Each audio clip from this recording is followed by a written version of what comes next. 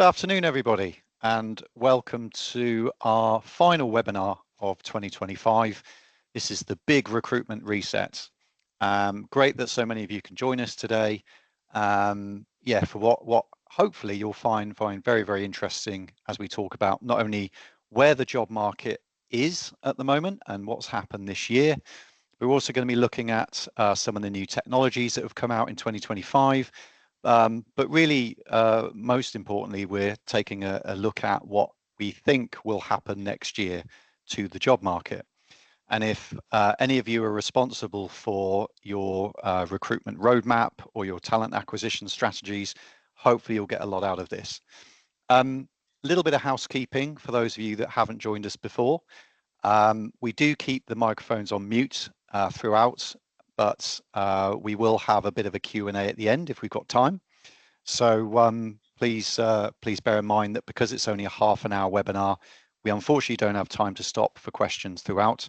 But I'm ably assisted today by my colleague Daniel Marlowe, or Chatman Dan, as he otherwise likes to be known, who will be taking your messages in the chat. Dan, would you like to say a few words? Yeah, hi everyone, thanks for joining us all here today. I'm Dan, I'm the recruitment team manager here at Plus One. As Stuart's already mentioned, I'm going to be manning the chat today. There are a couple of polls that are in this webinar, so just to make sure everyone's still awake, we will be testing you throughout and get you nice and interacting with us. But any questions that you do have, please put them in the chat, but I will put the first message in there for you guys so you know where to put them. Perfect. Thanks a lot, Dan. And if you do happen to drop off or you lose us at any point, please don't worry. We are recording this meeting and we'll be showing it as of later on this afternoon on our YouTube channel. And don't worry, we anonymize it all, so none of your names or anything will be revealed. So anyway, let's crack on, shall we? And here's our agenda for today. So as I said, we're going to be talking a little bit about where the job market is at the moment, and it has been a hell of a year for lots of different reasons. We're going to be looking at what employers got right and wrong, and hopefully that might give you guys some tips, or you can have a think about some of the strategies that you've perhaps implemented this year and what's worked and what maybe hasn't. As I mentioned, we're going to be talking about our predictions for next year, and also hopefully leaving you with some hints and tips for how to put some, what I would say, a kind of doable implementations into your talent acquisition strategy for next year. So our sort of 5 top tips really for how you can sort of shape your recruitment strategy going into 2026. And as I said, if we get a little bit of time at the end, we'll do some Q&A. So, okay, well, we've only got about 25 minutes, so we'll crack straight on. And here are some stats that I pulled from the Tinterweb when I was putting this together. I do like stats, and I think they really highlight what has been going on in the job market right now, over the past year. Most of you have probably heard the recent unemployment statistic. UK unemployment is now ticking around 5%, which is now statistically the highest rate since the early part of the COVID pandemic. So not great news if you are looking for work right now. And if you are responsible for recruitment and you do advertise your vacancies yourselves, you've probably noticed you've had a few more applications than perhaps you had this time last year, which of course is indicative of where the market is. Unemployment, of course, as I said, 5%, and really this kind of follows on from what we've experienced over the last 3 years, which is a steady decline in job numbers in the UK. And as the slide shows, current job vacancy numbers are around about 725,000. And again, that's the lowest rate since the early part of the pandemic, as you can see. So 637,000 was the level at around about April of 2020. So that's what, about a month into the pandemic. So we're only just above that. Another interesting stat here, I thought it was quite interesting anyway. A year ago, there was 1.8 job seekers for every vacancy, but that has jumped up quite a bit, as you can see, is now 2.5 people, or rather 2.5 unemployed people per vacancy.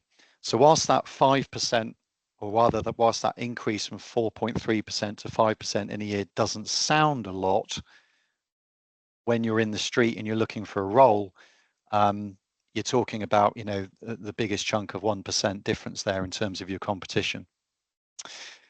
So what do we think? Is this a temporary change? Is it a fundamental change? If it's fundamental, what do we think's causing it? As Dan mentioned, we'd like to get a little bit of interactivity going here. So what do you guys think? Here's a few possible causes or things that we think might be driving it. But what do you think? I'll give you a sort of 30 seconds or so if you want to pop your thoughts in the chat. What we'll do is we'll then compile that at the end and we can give you that feedback when we email everybody later. So yeah, just if you wouldn't mind just popping a couple of thoughts in the chat, that'd be great.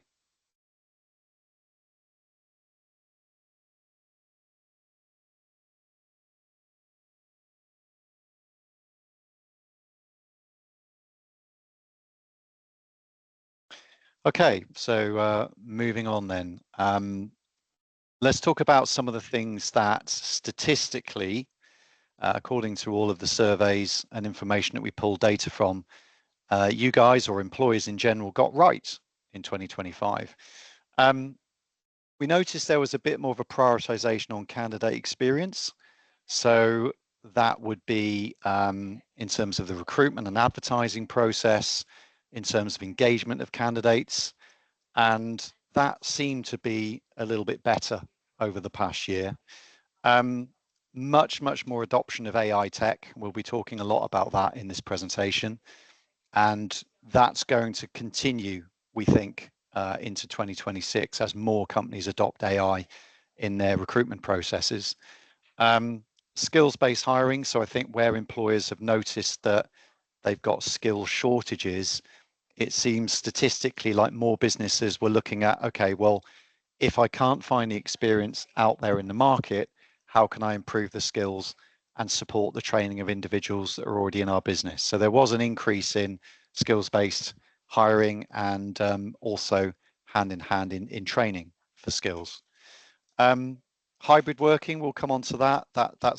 We're now what, 5 years from the pandemic, and a lot of businesses that embraced hybrid working post-pandemic have now got that embedded in their working environment. So that seems to be now sort of that's settled down, and again we'll talk about that in a little bit more detail shortly. As well as there's a bit of an increase in terms of companies being a little bit more transparent in their salaries and compensation. Again, those of you that work in HR will know that you can't make people stay silent over their salaries anymore like you used to be able to do years and years ago. It used to be a confidential thing that you were not allowed to talk about your salary with colleagues. But again, that seems to have become more transparent in the hiring process, which is good, we think. What did they get wrong? Well, almost a flip of the coin here, really, in terms of what some companies got right, others got completely wrong. If any of you spend much time on LinkedIn, you'll see one of the biggest frustrations of job seekers over the past year has been the adoption of AI in the screening process or the initial CV sifting process. Feels to a lot of companies as though to a lot of job seekers, like the recruitment process is perhaps starting to become a little bit mechanical, maybe a little bit impersonal, especially when so many people are applying for vacancies and just don't hear back from companies. Sometimes not even an acknowledgement or receipt of your application. So again, where perhaps businesses have, maybe they don't have an internal talent acquisition or recruitment team, so they're having to rely on tech to automate, that's fine. But in some opinions, they've perhaps lost a little bit of that human contact, which could potentially damage your recruitment brand. We mentioned skills-based hiring. It's not really been adopted by many companies. We mentioned that has increased, but there's still work to do there. Hybrid policy and consistency. So we get this a lot, right? So one of the first questions that we always ask when we're taking on a brief with a new company is, what is your hybrid working policy? And what we have definitely found over the last 18 months is more and more and more businesses are reverting to predominantly employees being office based. Now, there's nothing fundamentally wrong with that per se, but it's still one of the main drivers when people are, or I should say not drivers, but one of the things that job seekers look for, especially at the more, I suppose, skilled and qualified end of the market. So certainly if hybrid working was a thing, but maybe for whatever reason, senior leadership have decided that that's not a thing anymore, or maybe you've gone from 2 to 4 days in the office or whatever it might be, that is still on the wish list of an awful lot of your potential candidate base. So maybe something to kind of properly nail down as you move into next year and beyond. Lastly, and I'm not going to read all these points out verbatim, but of course, pay pressure. Of course, cost of living keeps increasing. Good news today about inflation, of course, but we've also got in a week's time the budget, and I think all of us are sort of bracing ourselves for that one in terms of which way or which taxes, I should say, are going to increase rather than how much. But anyway, what we have noticed, and certainly in sort of wider polls, salaries haven't really kept pace this year in the main for cost of living. In fact, we've had quite a lot of instances in the past year, certainly this year, and I would say probably the sort of latter part of this year, where we've been given briefs by businesses, and they're giving us salaries or salary ranges that wouldn't have looked out of kilter 2 or 3 years ago. And we get it, budget pressures, maybe there's a little bit of cost cutting having to be done. Perhaps there's not as much money flowing through the business. It's completely understandable. But the market, the demand, or rather, how do I phrase this? A lot of people still, okay, I'll rephrase this again. Unemployment has ticked up, yes, but in professional services, it's not as high as certain parts of the market. So if you are still looking to recruit good, skilled, qualified people, you are still going to have to pay around market rate. And I'll give you an example of this, and this was only today. I saw a business locally to us, so in Banbury, advertising for a marketing role, and I think the title was a sort of fairly sort of standard assistant or exec title, but for £25,000, they were looking for somebody who could manage all of their social media channels, be competent in graphic design, also be able to do videography. So even if that's just snipping and cutting videos to use on social media, it was a crazy wish list of requirements for a role that a year or so ago, companies would have had to have paid 30 to 35,000 for. And what people sometimes, I think, forget is that 25,000 now is pretty much minimum wage. I mean, on a sort of 40-hour week, you're talking about 24,000 roughly as minimum wage. So if minimum wage goes up again in April, which is predicted, you're talking about 26,000 being the new minimum wage. So at 25k, you're really going to be lucky to get a school leaver or a new grad. And we're seeing this a lot. So wherever possible, I get it, budgets are tight. Try and bear in mind that you won't necessarily get the cream of the crop unless you are still paying the right rate, because whilst unemployment's ticked up, it isn't yet that bad that people are just desperate for a job.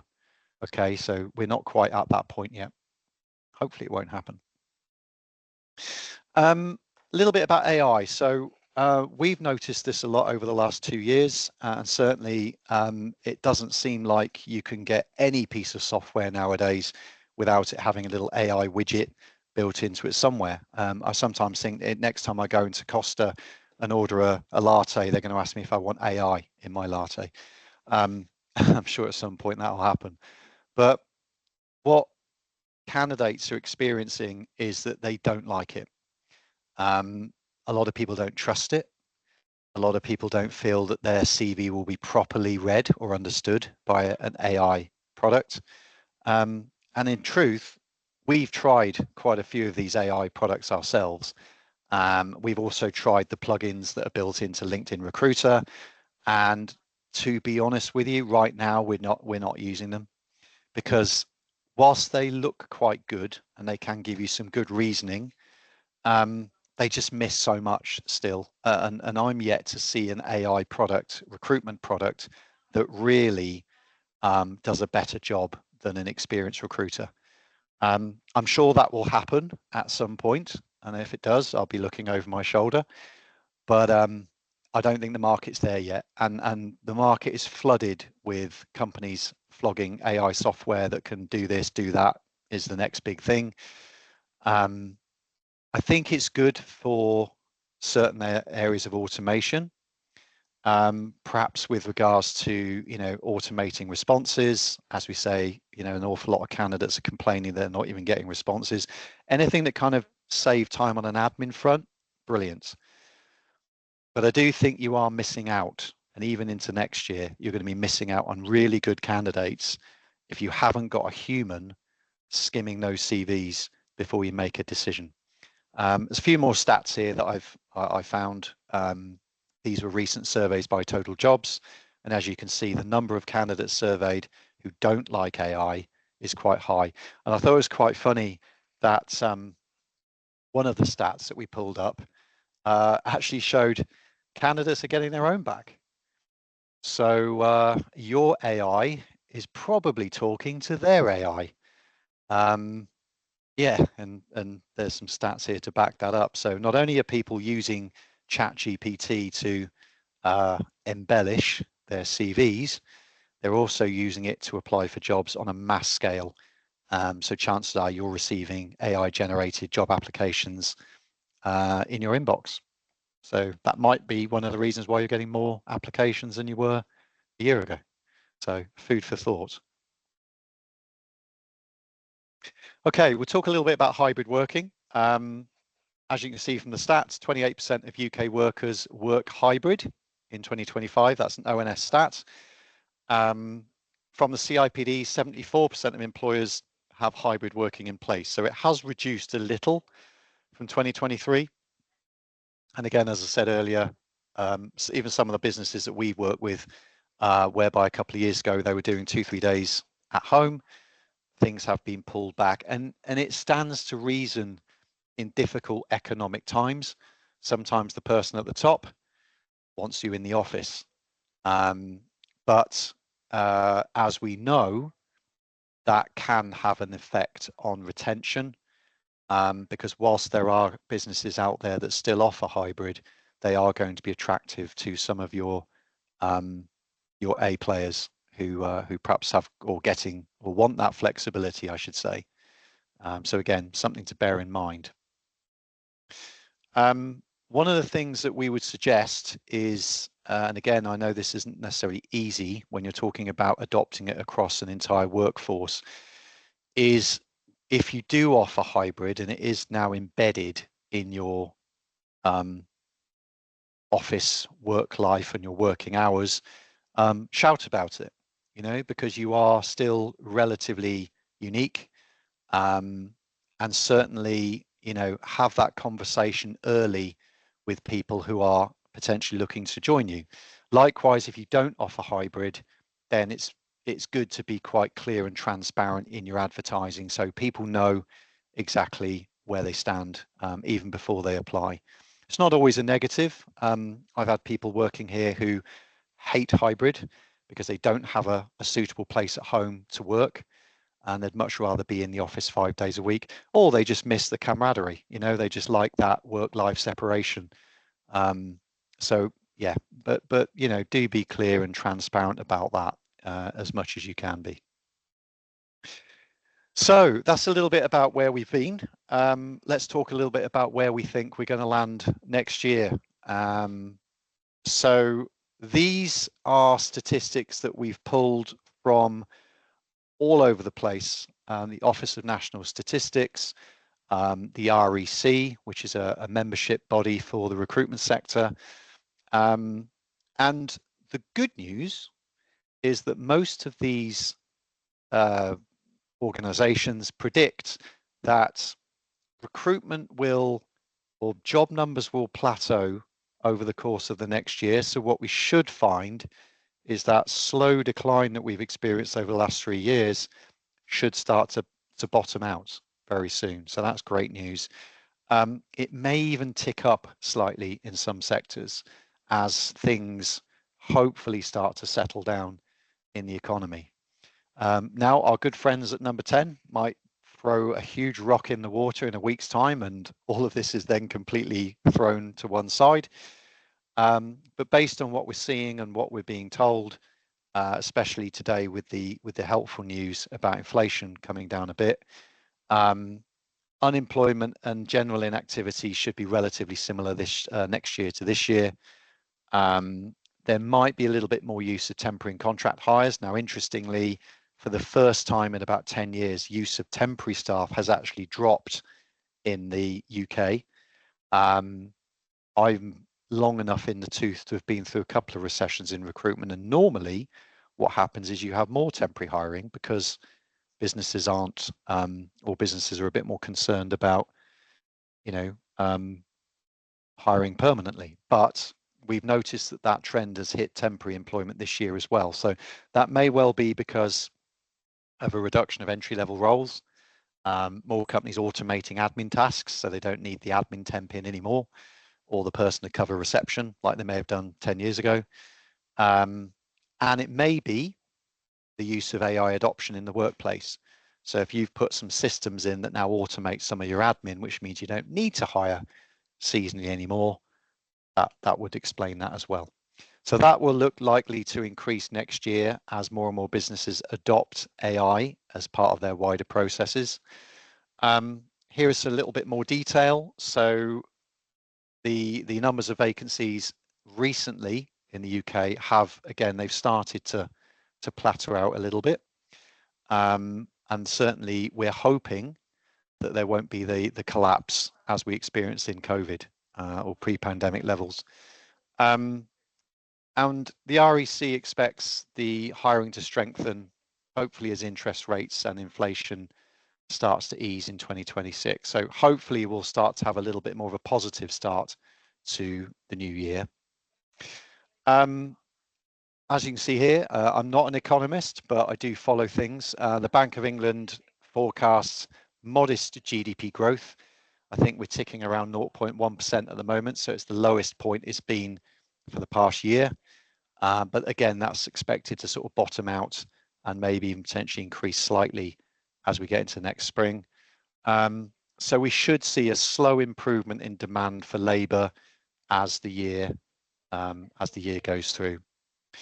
So, and I mentioned earlier about AI. There is a general, I think, a wariness or sort of a lack of education about AI, but of course, I think most of us are sort of using ChatGPT and other AI platforms now, and certainly there's a lot of noise in the recruitment industry about adoption of AI. So we think that that's just going to kind of keep picking up more current sort of human tasks as the year progresses. So I'm not going to run through all of these specifically, just because it will take time to run through all these points. But what I will do is once the webinar is over and we've finished today, I'll send all this out on a one-page sheet for everybody. And this will just give a little bit more context and a little bit more information about our predictions for next year. So I said I'd leave you with with practical tips. We've only got a few minutes left. So these are some things that you could potentially adopt in the workplace as you gear up your recruitment strategy for 2026. So firstly, have a look at your employer's value proposition. If you don't have an EVP in place, effectively what this is your message to the world about why you're a great place to work. Now, that might be a page on your website. It could be a careers page. It could be a physical document like a PDF or a slideshow, something that you would send out to a potential candidate who's looking to come and work for your business. And as it says here, we mentioned earlier about being clear about hybrid working. What is your policy? Talk about, things like your culture, your general practices, as well as things like information about, benefits and other things that most people would find interesting. Some of the things we've seen done quite well here actually is if you have got a marketing team in-house or a particularly good videographer, maybe do a couple of interviews with existing members of staff who talk about, why it's great working for your business, and you can include that as part of your EVP. Again, we talked a little bit about skills investments, and like I said, we don't expect the market to plummet, and we don't expect unemployment to grow much higher than it is now. So there are still going to be big gaps in skills. We aren't producing enough engineers still in this country. Yes, there is some work to be done, or there is some work being done around apprenticeships now again. But obviously that is a slow process and it's going to take time. So, are there opportunities in your business to cross skill? Is there more that can be done to train existing staff to upskill them, especially on software platforms and especially on maybe systems where you could automate processes and really sort of bring that forward in the business? So again, if you've got people in your company looking at long-term careers, what is their current opportunity in the business? If you've got people sat in roles at the moment and you can see that they're going to hit a glass ceiling, is there anything that could be done about that to preempt that rather than potentially lose them in a year or two's time?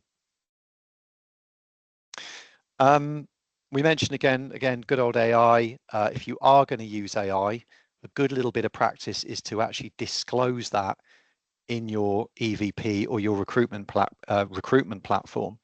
And even on your job adverts, you could state something like, we do utilize AI CV matching software. However, your application will be treated confidentially. And, if you can put a human person in there looking at CVs, again, put it on there because there's so much cynicism doing the rounds at the moment. I mean, bearing in mind, we speak to job seekers every single day.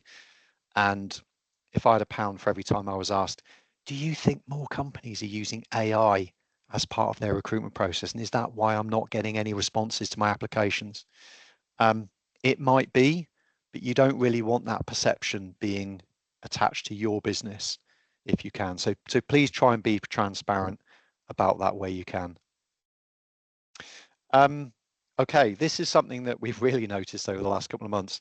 Speed of recruitment. Really slowed down, really slowed down. And what we've experienced is a lot this year of really good candidates that have been dropping out of recruitment processes because for whatever reason, hirers have been very slow in responding. So I suppose an example of that is if we get a brief, for example, and we ask the question, when are you looking to bring somebody in? And the employer says, well, as soon as possible, we've got an empty chair. Okay, great. We'll get some CVs across within a few days. And sometimes it could take a couple of weeks or more before we get any feedback. And unfortunately, even today, even with unemployment increasing, and as mentioned earlier about at the most qualified end, that still isn't really impacting. Good people are going. And then what happens, of course, is, employer gets back in touch, says, hey, I'd love to see these people. And we're like, really sorry, but out of those 3 people you wanted to see, there's only 1 left.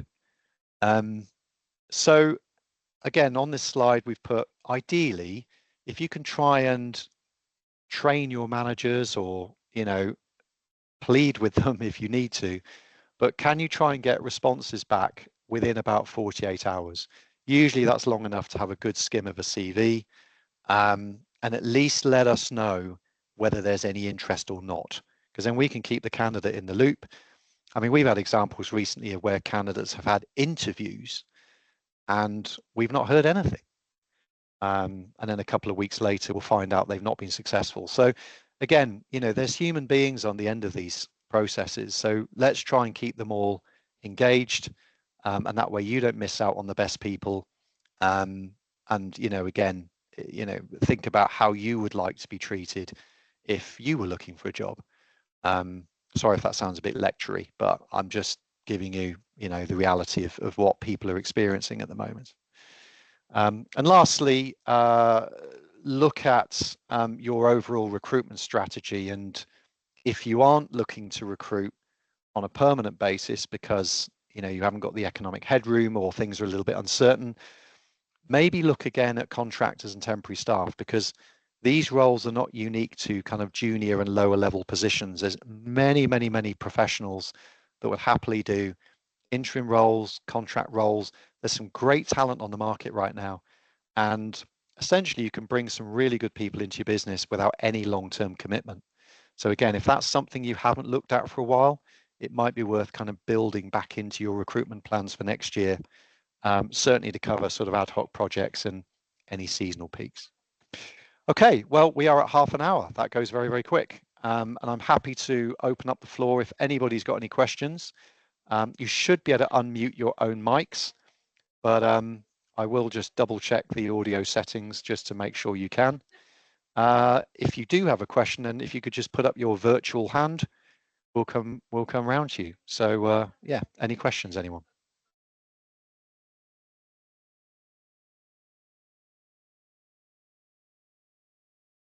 Stunned silence. Any questions in the chat, Dan? No, there's no one's popped up with any questions. So yeah, no, just a couple of people saying it's informative, a couple of responses to the poll that we did in the actual webinar. But yeah, no outstanding questions. You've stunned them all into silence, Stuart. I think I have, or I've sent them all to sleep. Well, look, thank you guys for joining us this afternoon. We won't be doing a webinar in December because, of course, it'd be very, very close to Christmas. But we will be putting together our webinars program for 2026 very, very soon. So we'll send that out to everybody. As I said earlier, this will be available to view on our YouTube channel. So yeah, thanks for attending and have a great rest of your day.